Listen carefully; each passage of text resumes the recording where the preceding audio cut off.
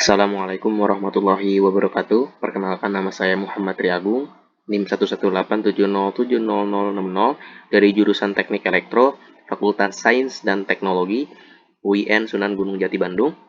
Hari ini saya akan membahas tentang persamaan nonlinier untuk memenuhi tugas ujian akhir semester dari mata kuliah Matematika Teknik 2. Oke, pertama-tama kita akan membahas tentang persamaan nonlinier. Persamaan nonlinier ini dapat diartikan sebagai persamaan yang tidak mengandung syarat seperti persamaan linier, karena dari bentuk kurva juga berbeda ya. Sehingga persamaan nonlinier ini dapat merupakan persamaan yang memiliki pangkat selain satu, misal x pangkat 2, dan seterusnya kecuali pangkat 1 ya. Dan persamaan ini juga mempunyai produk dua variabel, misal xy dan lain-lain. Nah, di sini kita akan menentukan akar-akar persamaan nonlinier. Akar sebuah persamaan fx sama dengan 0 adalah nilai-nilai x yang menyebabkan nilai fx sama dengan 0. Ya. Akar persamaan fx adalah titik potong antara kurva fx dan sumbu x. Nah, jika kita gambarkan kurvanya di grafik, misalkan seperti ini.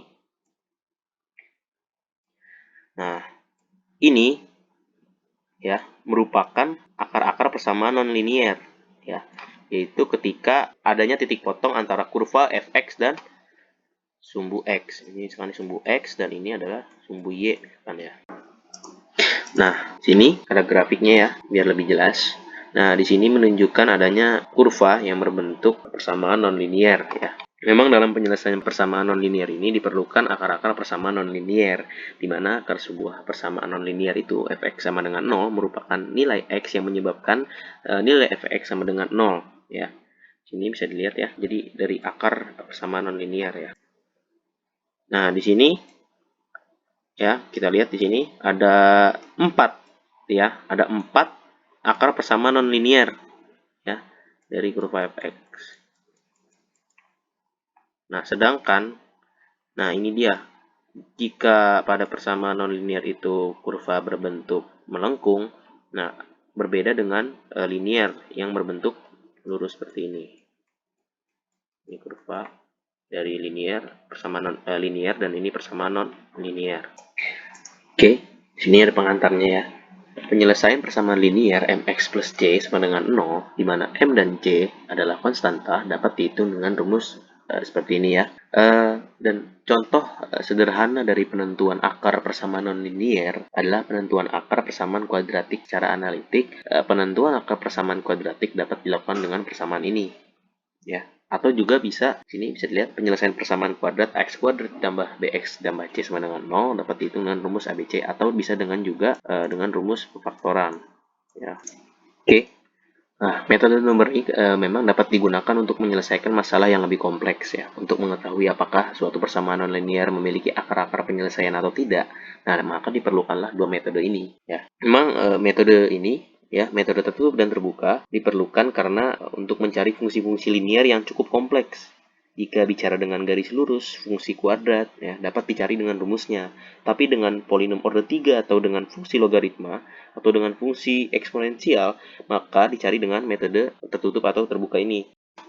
Nah, pada metode tertutup ini ya, itu caranya mencari akar pada range AB tertentu. Dalam range AB dipastikan terdapat satu akar. Nah, kita bisa lihat di sini ya, saya sudah buat. Di sini ada AB yang tidak ada akarnya dan ada yang ada ya. Maka dari itu memang AB di sini tidak ada akar karena tidak melewati sumbu X.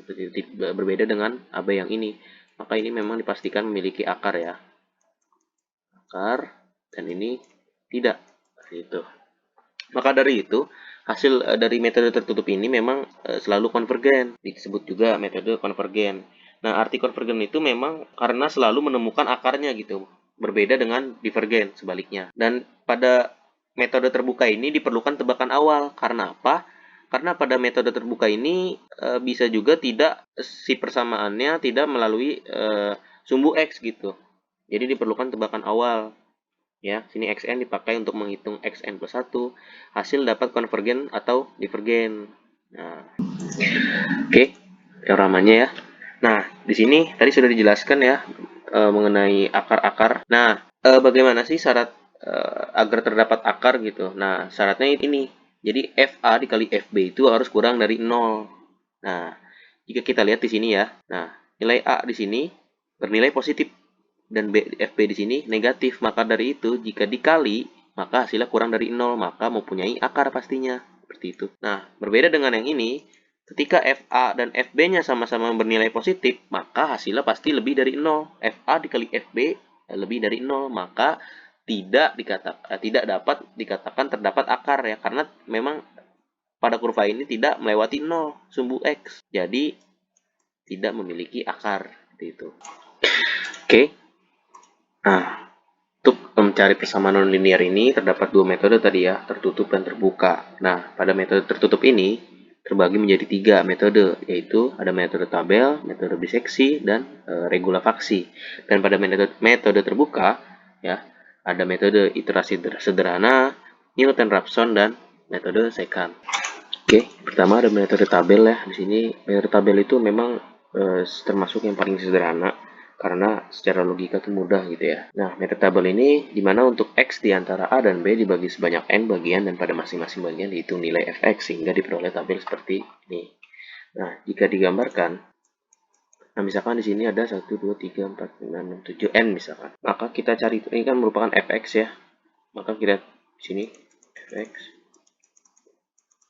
Maka kita cari terus sampai kita menemukan hampiran akarnya atau yang mendekati akarnya. Oke, yang pertama ada metode tabel. Ya, pada metode ini memang metode yang paling sederhana ya, karena secara logika itu mudah. Kenapa mudah? Karena ini dihitung secara manual, seperti itu. Metode tabel atau pembagian area, saya akan gambarkan terlebih dahulu. Nah, di mana untuk X di antara A dan B dibagi sebanyak N bagian, dan pada masing-masing bagian dihitung nilai Fx sehingga diperoleh tabel seperti berikut. Nah, jadi di sini kan kita misalkan membuat 1, 2, 3, 4, 5, 6, 7. Nah, membuat 7, N sebanyak 7. Ini kan merupakan nilai Fx-nya ya. Oke.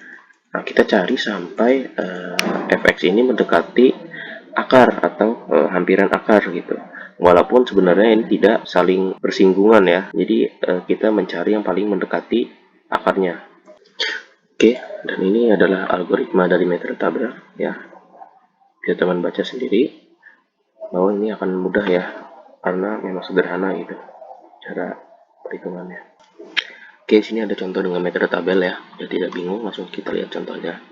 Selesaikan persamaan X ditambah pangkat X sama dengan 0 dengan range X sama dengan min 1 sampai 0. Nah, untuk mendapatkan penyelesaian dari persamaan di atas ya, range ini, min 1 sampai 0, dibagi menjadi 10 bagian atau 10N, sehingga diperoleh tabelnya seperti ini. Nah, setelah itu kita lihat mana nilai Fx yang mendekati 0 atau mendekati akarnya. Nah, jika digambarkan mungkin seperti ini. Nah, di sini kita lihat misalkan, anggap saja di sini 0 sampai min 1 ya. Nah, di sini kan ada sebanyak 10N, dan di sini misalkan di titik min 0,6 bahwa dia memang yang mendekati nilai akarnya gitu. Dan jika kita masukkan misalkan min 0,6 ke persamaan ini, berarti kan rumusnya seperti ini, min 0,06 ditambah ya, pangkat min 0,6, maka hasilnya akan seperti ini, yaitu mendekati akar. Nah, sini tadi kesimpulannya ya. Dan dari tabel diperoleh penyelesaian berada di antara min 0,6 dan min 0,5 dengan Fx, nilai Fx masing-masing sekian ya.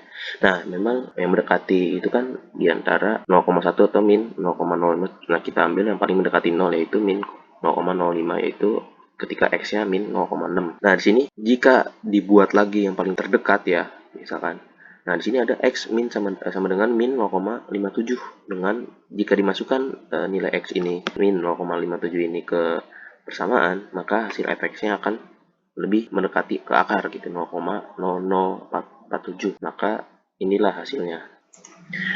Nah, kelemahan dengan metode tabel itu memang secara umum sulit mendapatkan penyelesaian ya dengan error yang kecil. Karena itu metode ini tidak digunakan dalam penyelesaian persamaan nonlinier. Tapi metode ini juga digunakan sebagai taksiran awal, mengetahui area penyelesaian yang benar sebelum menggunakan metode yang lebih baik dalam menentukan penyelesaian. Nah, jadi memang sebelum kita menggunakan metode yang lebih kompleks ya, nah kita menggunakan metode yang paling sederhana dulu, yaitu metode tabel untuk menemukan taksiran awalnya gitu, agar selanjutnya kita bisa menggunakan metode yang lebih kompleks. Nah, selanjutnya ada metode biseksi. Nah, ide awal metode biseksi ini memang dari metode tabel, di mana area dibagi menjadi n bagian tadi ya, tabel ya. Nah, hanya saja pada metode ini membagi range menjadi dua bagian. Dari dua bagian ini dipilih bagian mana yang mengandung dan bagian yang tidak mengandung akar dibuang. Nah, jadi yang tidak mengandung akar atau yang tidak melalui sumbu X itu dibuang ya. Hal ini dilakukan berulang-ulang hingga diperoleh akar persamaan. Nah, sini ada contoh dari metode biseksi ya. Pada metode biseksi ini sudah dijelaskan pertama-tama itu kita membagi dua ya simpangan. Setelah itu kita membuang bagian yang tidak memiliki akar seperti itu. Ini kita lihat A dan B ketika dibagi dua menghasilkan nilai fx sama dengan sini C ya. Fx-nya ya. Nah, tapi belum mendekati akarnya. Nah, selanjutnya kita membuang tadi bagian yang tidak memiliki akar atau yang tidak melalui sumbu X ya. Di sini selanjutnya ada CB. Nah, CB ini masih jauh dari akar. Nah, kita bagi dua lagi.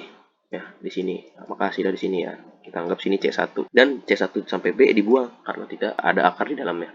Nah, selanjutnya C1 dan C dibagi dua lagi karena masih belum mendekati akar. Nah, kalau misalkan di sini hasilnya ya, fx-nya C2 misalkan.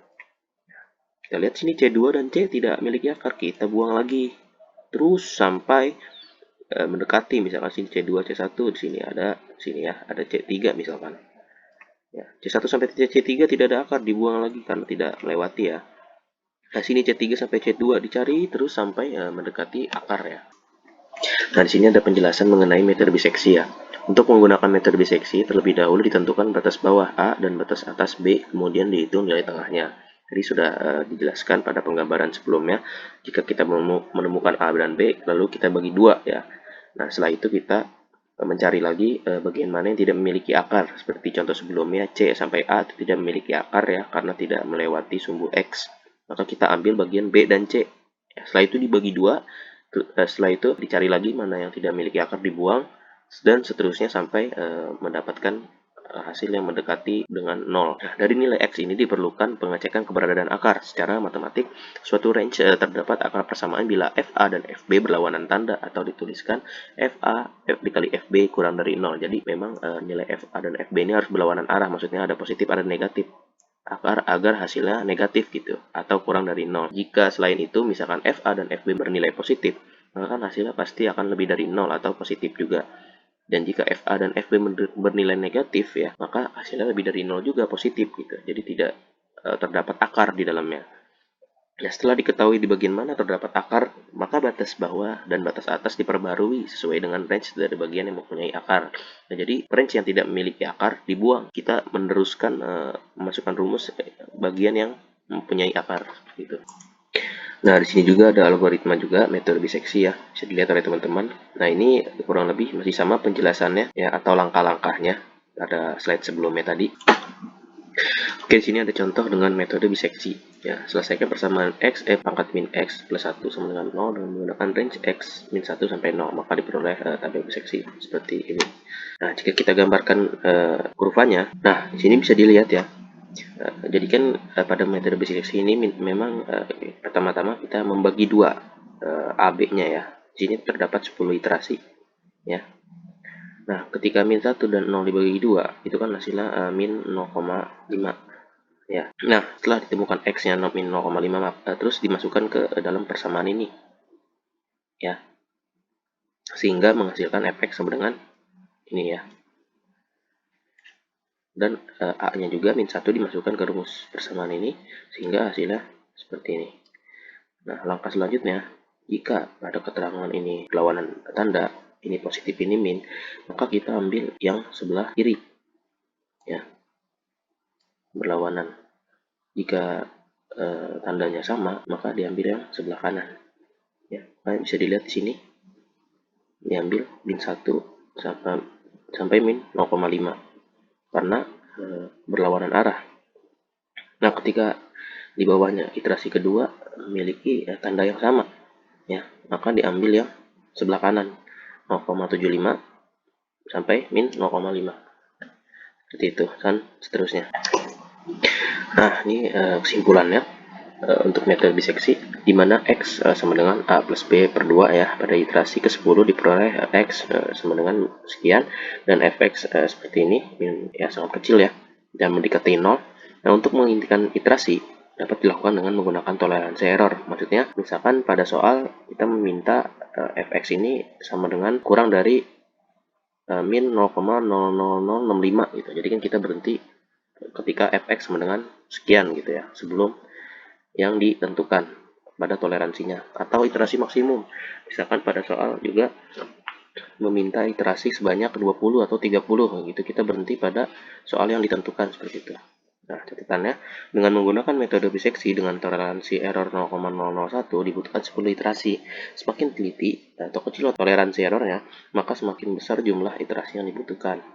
Nah, jadi memang semakin teliti, semakin nilai fx itu mendekati 0. Nah, bagaimana jika pada persoalan meminta iterasi sebanyak 1000? Nah, maka dari itu kita akan menggunakan suatu program untuk menghitung iterasi yang sebanyak itu, karena tadi sudah diberikan algoritmanya. Nah, yang terakhir dari metode tertutup ada metode regula falsi ya. Nah, metode pencarian akar persamaan dengan memanfaatkan kemiringan dan selisih tinggi dari dua titik batas range. Nah, memang jika pada metode sebelumnya biseksi dan tabel itu mencari titik C itu dibagi dua gitu ya.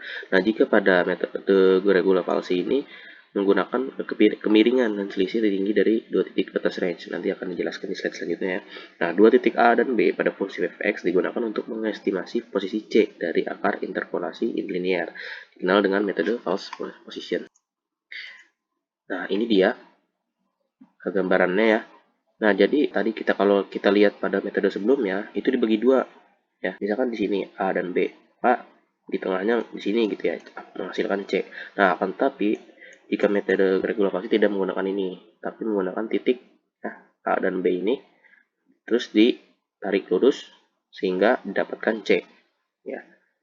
Ketika didapatkan C ini, maka ditarik lagi ke titik kurvanya, ya, dan ditarik lagi dari titik dan kita lihat dulu mana yang tidak memiliki akar dan yang mana yang memiliki akar gitu ya. Sini kan A, di sini A sampai C dan A sampai B.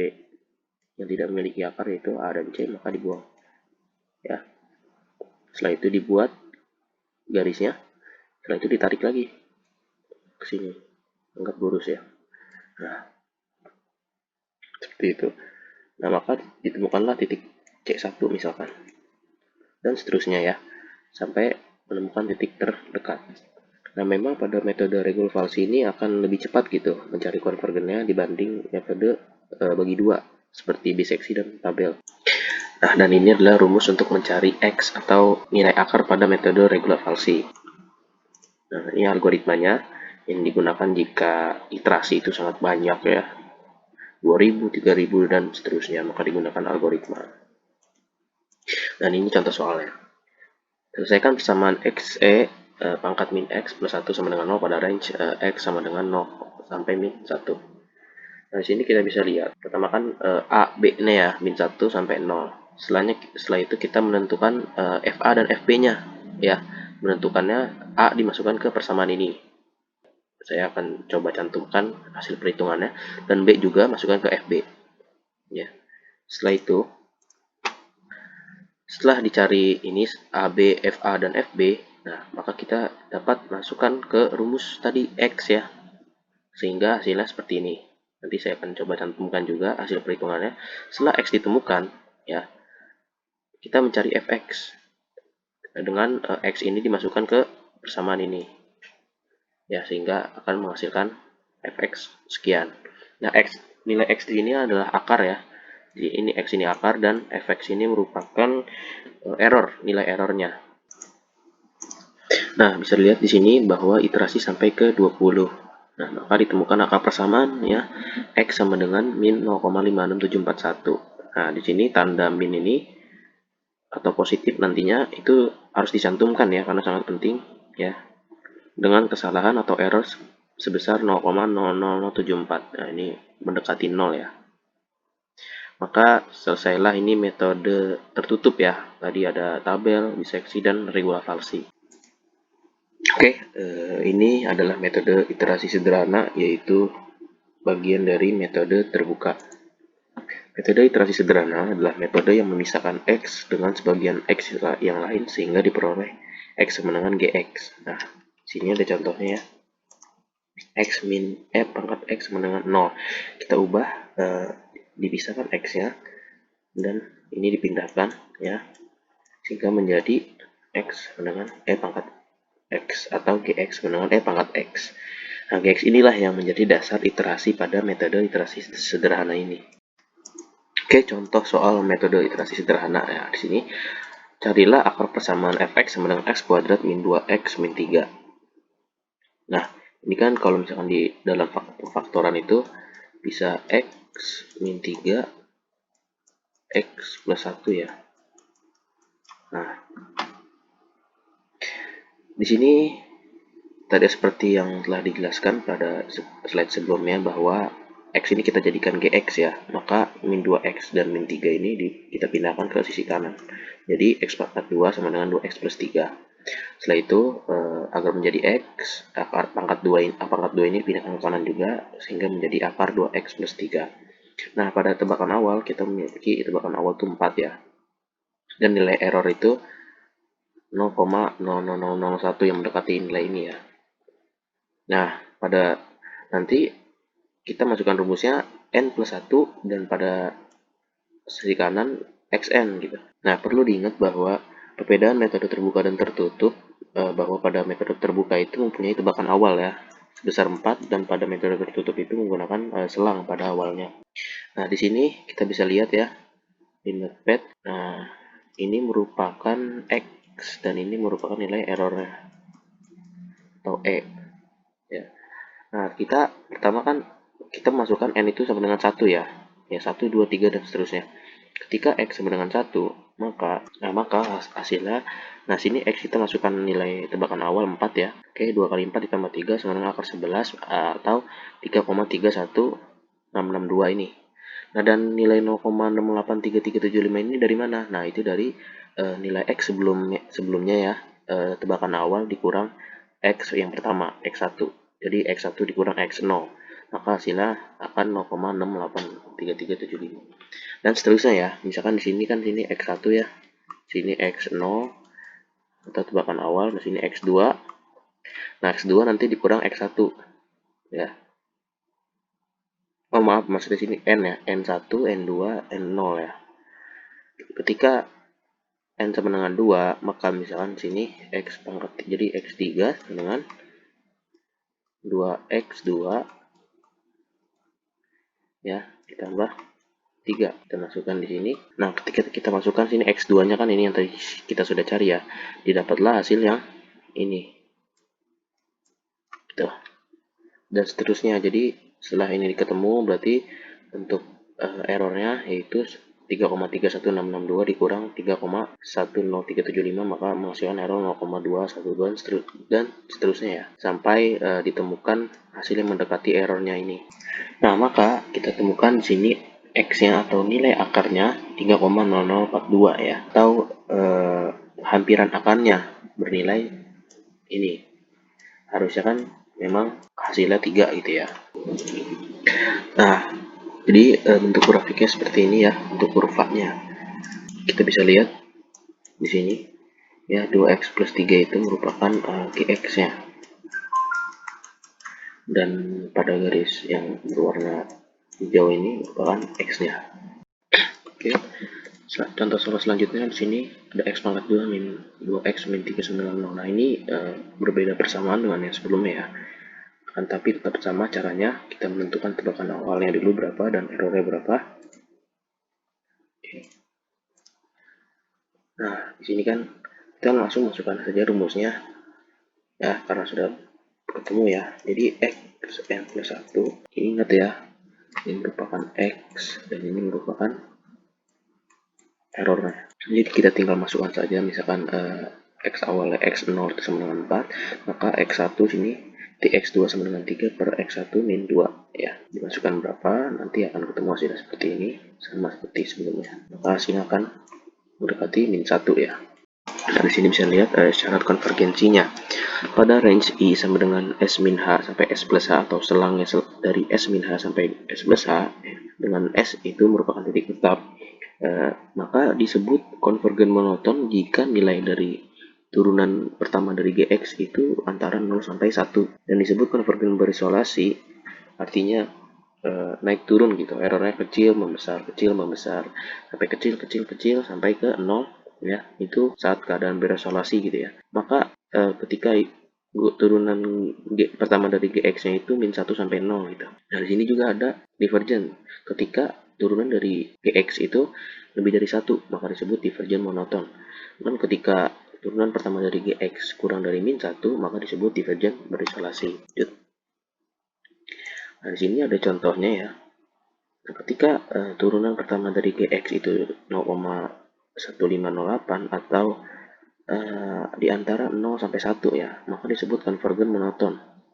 Ya, dan contoh kedua ini hasilnya min 0,75 ya, yaitu di antara 0 sampai min 1, maka disebut konvergen berisolasi atau naik turun itu tadi ya. Nah, dan ini hasil turunan pertama dari GX-nya itu lebih dari 1, 4 ya, maka disebut divergen monoton. Oke, berikutnya ada metode Newton-Raphson. Nah, ini merupakan metode kedua dari metode terbuka ya setelah iterasi sederhana. Nah, metode pendekatan yang menggunakan satu titik awal. Bedanya dengan metode sebelumnya itu iterasi sederhana. Pada metode iterasi sederhana itu menggunakan dua titik awal ya, sedangkan ini menggunakan satu titik awal dan mendekatinya dengan memperhatikan slope atau gradien pada titik tersebut atau juga kemiringan pada titik awal tersebut ya. Titik pendekatan ke n plus 1 dituliskan dengan rumus ini ya. Oke, selanjutnya ada grafik dari metode Newton-Raphson. Seperti yang telah dijelaskan bahwa pada metode ini atau metode pendekatan ya, yang menggunakan satu titik awal ya. Jika kita lihat sini ada x0 ya, awalnya ya sini, dan mendekatinya dengan memperhatikan slope atau gradien ya, atau kemiringannya. Nah, kita lihat sini ditemukan x1, maka langsung dibuat gradiennya. Seterusnya sampai mendekati akarnya atau persamaan non linearnya. Nah, ini rumusnya untuk mencari slope-nya ya atau kemiringannya ya. Ini merupakan f aksen atau turunan pertama dari fx. Oke, selanjutnya ada algoritma metode Newton-Raphson ya. Di sini bisa dilihat oleh teman-teman.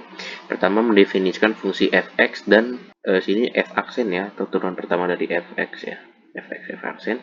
Tentukan toleransi error E atau fx dan iterasi maksimum. Jadi atau nilai yang mendekati 0, nilai x yang mendekati 0. Sini tentukan nilai pendekatan awal, x0 dan seterusnya. Maka terakhir akar persamaan adalah nilai xi yang terakhir diperoleh atau yang mendekati nilai 0. Oke, sini sudah ada contoh soal dari metode Newton-Raphson ya. Sini kita lihat x ditambah pangkat min x cos x min 2 sama dengan 0 dengan x0 atau titik awal sama dengan 1. Nah, pertama-tama kita menurunkan nilai fx-nya dulu ya, menjadi turunan pertama atau f aksen ya. Di sini x menjadi 1. Di sini pangkat min x cos x ya, kita turunkan dengan menggunakan rumus v ya. Nah, jadi kita turunkan menjadi dengan rumus ini ya.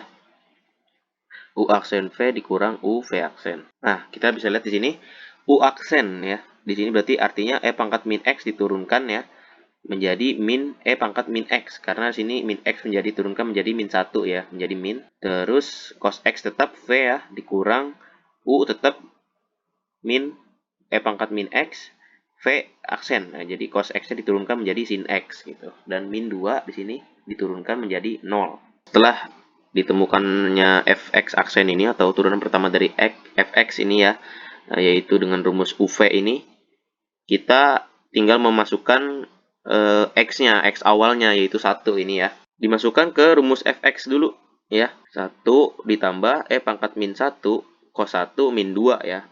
Maka akan dihasilkan seperti ini. Nanti akan saya coba tampilkan perhitungannya ya. Dan juga dimasukkan ke rumus fx aksen ini atau turunan pertama dari fx. Maka dihasilkan 0,49 sekian. Nah, setelah itu pada iterasi kedua atau iterasi x sama dengan 1 ya, dimasukkan ke rumus slide yang sudah saya berikan sebelumnya ya, yaitu ketika xn plus 1 sama dengan xn min fx per fx aksen ya. Ya, jadi tinggal dimasukkan. Berarti 1 ya dikurang fx ini min 0,8 sekian per 0,49 sekian. maka dihasilkanlah X-nya sebesar ini. Terus X-nya dimasukkan lagi ke rumus fx seperti sebelumnya ya, sampai ditemukannya fx ini mendekati 0 ya, atau toleransi errornya sebesar ini, mendekati 0 ya, mendekati 0. Nah, maka ditemukanlah nih X-nya itu sebesar ini ya, akar terletak di X sebesar 2,05989. Nah, sehingga dihasilkan grafik seperti ini. Nah, ini merupakan sumbu X ya teman-teman, sumbu X, dan ini adalah sumbu Y. Dan ini yang warna biru ini merupakan kurvanya ya. Nah, jika kita lihat sebelumnya bahwa hasil X itu sama dengan 2,05989 ya. Nah, itu terletak di titik ini. Kurang lebih seperti itu ya. Kita tarik, nah itu akan sebesar 2,0598. Nah, di sini juga ada permasalahan ya pada pemakaian metode Newton-Raphson. Walau sebagaimana kita tahu bahwa pada metode Newton-Raphson ini memang mudah untuk dicari konvergennya karena memiliki iterasi yang sedikit ya. Nah, namun pada metode ini tidak dapat digunakan ketika titik pendekatannya atau x0-nya berada pada titik ekstrim atau titik puncak. Karena pada titik ini nilai fx aksennya sama dengan 0, sehingga nilai penyebut dari fx per fx aksennya sama dengan, jadi ini f aksennya sama dengan 0 ya. Kalau misalkan penyebut memiliki nilai 0, maka tidak terdefinisi. Ya. Ini kita lihat di sini ya pada grafis. Nah, jadi ketika titik pendekatannya berada pada titik ini ya, titik ekstrim nih atau titik puncak nih.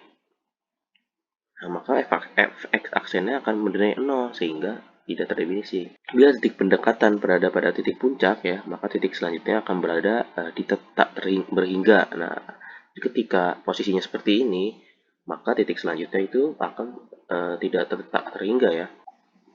Nah, dan juga adanya permasalahan pada pemakaian metode Newton-Raphson ini. Nah, ketika metode ini menjadi sulit gitu atau lama mendapatkan penyelesaian ketika titik pendekatannya berada di antara dua titik stasioner ya. Nah, di sini bisa dilihat ya.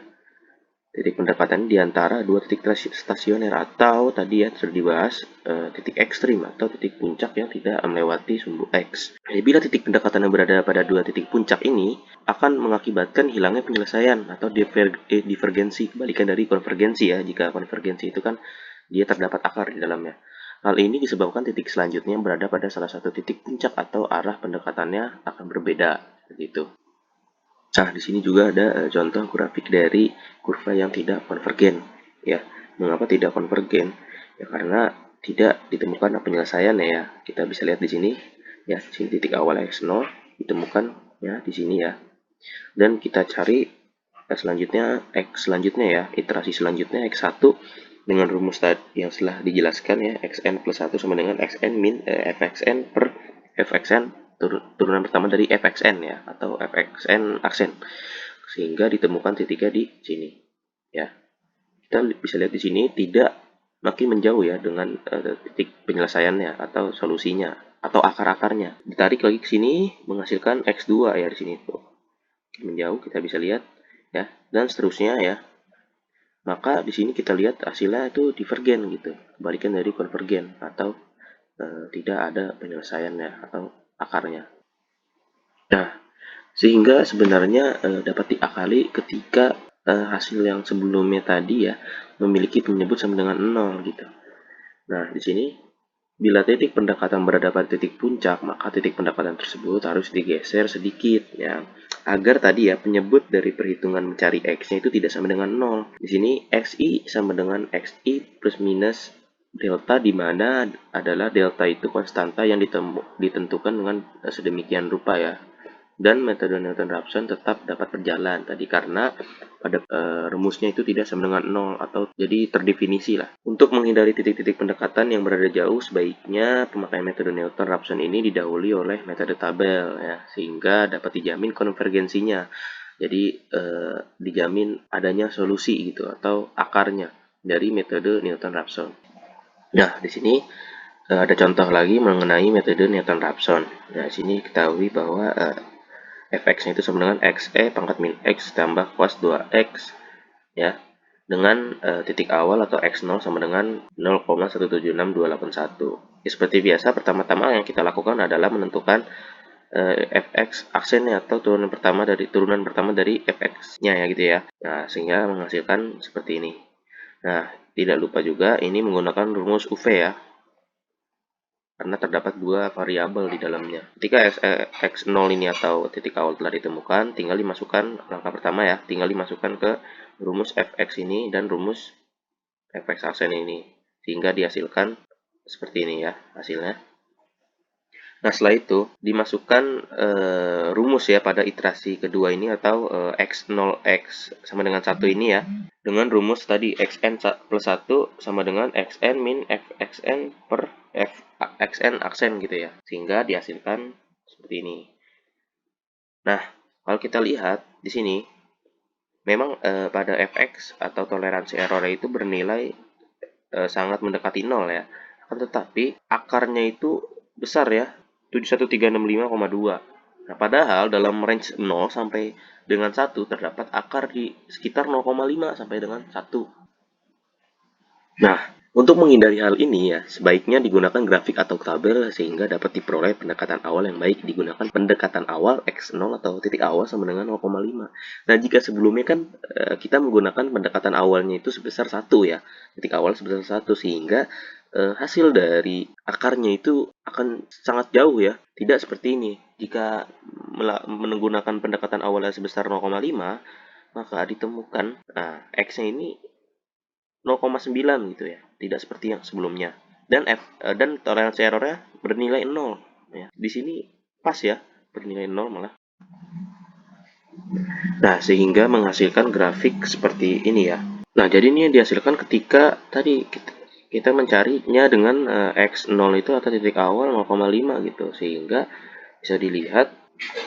Nah, sehingga bisa dilihat bahwa nilai X ini sebesar 0,97 sekian-sekian ya, karena menggunakan titik awal 0,5. Nah, sehingga algoritma dari metode Newton-Raphson dengan metode modifikasi tabel akan seperti ini, berbeda dengan yang sebelumnya ya algoritmanya.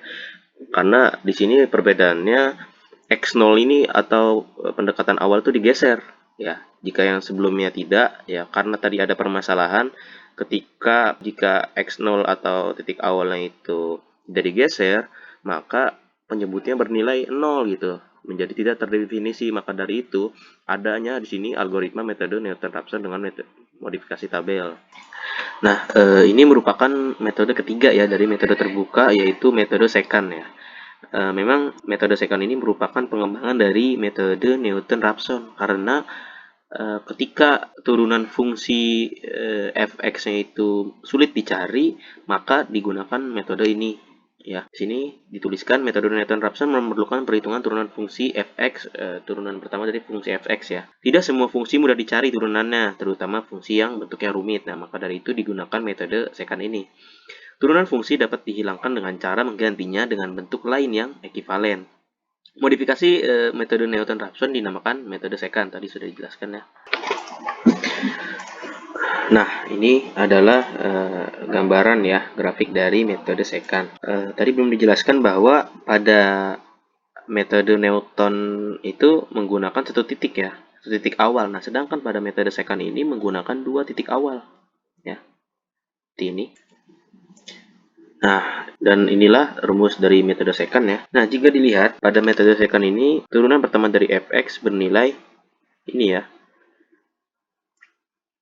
Dan kita substitusikan ke rumus ini, yaitu ini seperti metode sebelumnya ya rumusnya ya. Nah, ketika disubstitusikan, maka dihasilkanlah ini ya, rumusnya dari metode secant. Nah, dan ini adalah algoritma dari metode secant. Yang pertama, definisikan fungsi fx. Ya, definisikan toleransi error atau E. Nah, atau pada tabel ini fx ya, dan iterasi maksimum atau n, pada tabel itu x. Masukkan dua nilai pendekatan awal yang diantaranya terdapat akar yaitu x0 dan x1. Nah, seperti yang kita tahu bahwa pada metode secant ini memang memiliki dua titik awal ya, berbeda dengan metode Newton-Raphson sebelumnya. Sebaiknya gunakan metode tabel atau grafis untuk menjamin titik pendekatannya adalah titik pendekatan yang konvergensinya pada akar persamaan yang diharapkan. Nah, memang sudah dijelaskan sebelumnya bahwa dibutuhkan metode tabel atau grafis agar ketika kita menghitung turunan pertama dari fx ya, tidak sama dengan 0 atau tidak terdefinisi atau juga divergen gitu. Maka digunakanlah tabel ini agar konvergen. Lalu hitung fx0 dan fx1 sebagai y0 dan y1. Untuk iterasi i sama dengan ini ya, 1 sampai dengan n atau fxi dan seterusnya. Menggunakan rumus ini ya, berbeda dengan rumus sebelumnya nih. Akar persamaan adalah nilai x yang terakhir. Nah, berikutnya ada contoh kedua ya dari soal dengan metode secant. Di sini kita lihat fx atau penyelesaiannya sama dengan fx sama dengan x kuadrat min x plus 1 pangkat min x sama dengan 0. Oke. Nah, seperti yang kita tahu bahwa pada metode secant ini kita mengambil dua titik awal ya. Pada itu di sini ada x0 sama dengan 0,8 dan x1 sama dengan 0,9. Maka dapat dihitung y0 sama dengan fx0. Jadi pada persamaan ini dimasukkan x0 pertamanya 0,8, maka dihasilkannya segini sebesar ini ya. Dan y1 berarti x1 dimasukkan ke persamaan ini juga, maka dihasilkan 0,037 sekian. Nah, setelah ketemu berarti ya x0, x1, y0 dan y1-nya sudah ketemu, maka dapat dimasukkan ke rumus metode secant ini. Nah, pada iterasi pertama, ya kan, seperti yang kita tahu bahwa rumus dari metode secant ini yaitu xr plus 1 sama dengan xr fx sama dikurang fxr dikali xr min 1 per fxr min fxr min 1. Atau ini ya, x1 dikurang y1 x1 dikali x1 dikurang x0 per y1 dikurang y0. Maka jika dimasukkan semua ya menghasilkan sebesar ini. Dan pada x2 ini dimasukkan lagi ke persamaan ini ya, persamaan ini dimasukkan, maka dihasilkannya y2 sama dengan 0,00153. Dan seterusnya sampai hasil y ini mendekati 0 ya. Maka diperolehlah akar 0,882534 yaitu yang ini ya. Karena hasil y ini sudah mendekati 0. Nah, tadi sudah dijelaskan ya mengenai metode terbuka dan tertutup seluruhnya ya. Nah, sekarang di sini ada contoh kasus penyelesaian persamaan nonlinier. Penentuan nilai maksimal dan minimal fungsi nonlinier. Perhitungan nilai konstanta pada metrik dan determinan yang biasanya muncul dalam permasalahan sistem linier bisa digunakan untuk menghitung nilai eigen. Nah, penentuan titik potong ya. Beberapa fungsi nonlinier yang sudah dijelaskan tadi ya, yang banyak digunakan untuk keperluan perhitungan-perhitungan secara grafis. Nah, jadi memang itu diperlukan gitu ya. Nah, penentuan nilai maksimal dan minimal fungsi nonlinier. Nilai maksimal dan minimal dari fx memenuhi turunan pertama dari fx sama dengan 0. Atau di sini gx ya sama dengan turunan pertama dari fx sama dengan gx sama dengan 0. Menentukan nilai maksimal atau minimal ya digunakan turunan kedua ya dari fx. Dan di sini ada contoh soal dari persamaan nonlinier yaitu menentukan nilai minimal dari fx sama dengan x kuadrat min x plus 1 pangkat min 2x plus 1. Nah, bisa kita lihat bahwa kalau misalkan nilai minimal itu di sini ya, titiknya itu di antara min 0,4 sampai min 0,2. Nah, solusinya atau penyelesaiannya, jadi pertama-tama seperti biasa kita turunkan fungsi fx-nya menjadi turunan pertama, sehingga hasilnya seperti ini ya, turunan pertama dari fx ya, ini ya. Dengan menggunakan metode secant ya, diperoleh pendekatan awal tadi kita memiliki dua ya, kalau secant itu dua titik awal, min 0,4 dan min 0,62 dan toleransi errornya sebesar ini ya. Nah, di sini ditemukan 4 iterasi ya dengan nilai akhirnya itu dari x itu min 0,329523 dan fx-nya bernilai ini mendekati 0 ya. Maka dari itu ini ya adalah akarnya gitu. Ya. Nah, jadi ditemukan ya di sini x-nya itu bernilai min 0,329 ya. Pas di sini ya. Oke, ya mungkin cukup ya penjelasan dari saya mengenai metode terbuka dan tertutup ini atau persamaan nonlinier. Terima kasih untuk teman-teman yang sudah memperhatikan. Assalamualaikum warahmatullahi wabarakatuh.